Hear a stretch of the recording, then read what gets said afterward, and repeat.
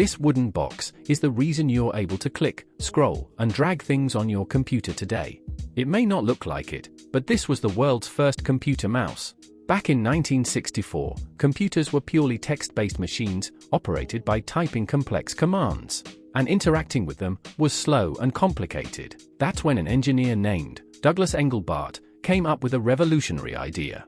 He needed a quick and cheap way to test his invention. Instead of spending time and money designing a fancy case, he chose the easiest material available at the time: wood.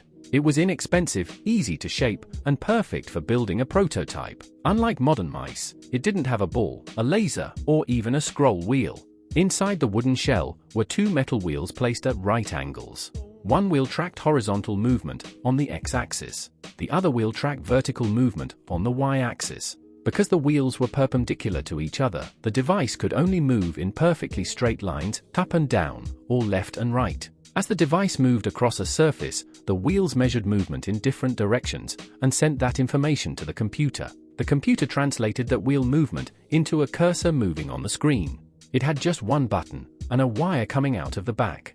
Its official name on the 1967 patent application was incredibly technical: XY position indicator for a display system. However, Engelbart and his team quickly started calling it a mouse in the lab, simply because the wire trailing out of the back looked exactly like a mouse's tail. That simple wooden prototype eventually evolved into the plastic, wireless, and even gaming mice we use today. So the next time you click on your mouse, remember, it all started with a small wooden box built more than 60 years ago.